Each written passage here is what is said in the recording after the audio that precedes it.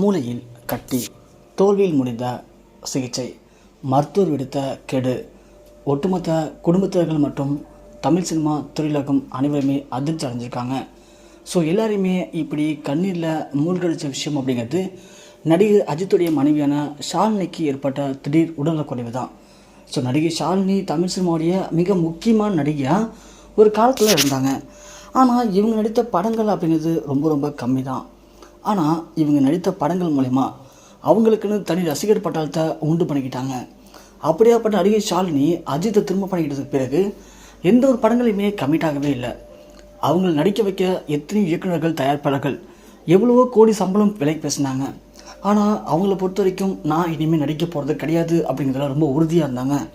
அப்படியாப்பட்ட ஷாலினி ஒட்டுமொத்தமாக குடும்ப பெண்ணாக மாறி தனது குழந்தைகள், தனது குடும்பம் மட்டும்தான் இனிமேல் எதிர்காலம் அப்படிங்கிற மாதிரி வாழ்ந்து வந்தாங்க.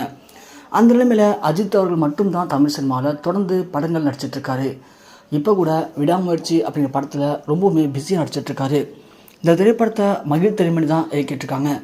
இந்த திரைப்படம் முழுக்க முழுக்க ஒரு ஆக்ஷன் த்ரில்லர் படமாக இருக்கப்போ தான் இந்த படத்துடைய படப்பிடிப்புகள் 90% வரைக்கும் முடிவடைஞ்சிச்சு.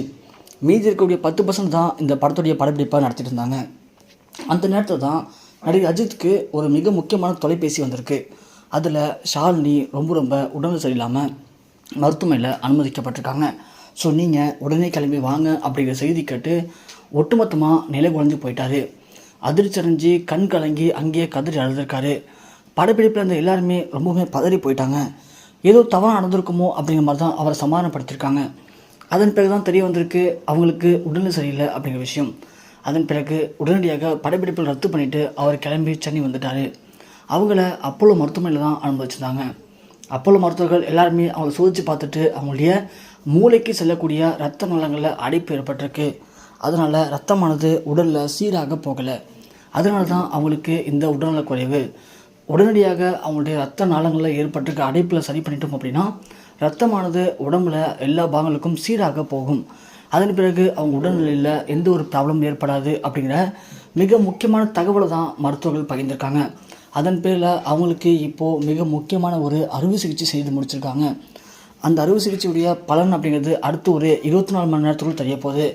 அடுத்த 24 மணி நேரத்துக்குள்ளே அவங்க செய்து முடித்த அறுவை சிகிச்சை மூலமா ரத்த ஓட்டமானது அந்த ரத்த நாளங்களை சீராக போயிடுச்சு அப்படின்னா எந்த ஒரு பிரச்சனையுமே இருக்காதாம்.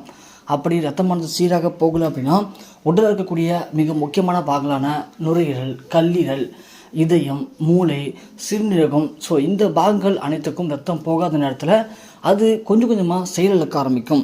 அதன் காரணமாக அவங்க உயிருக்கே ஆபத்தாக போய் முடிய வாய்ப்பு இருக்காம்.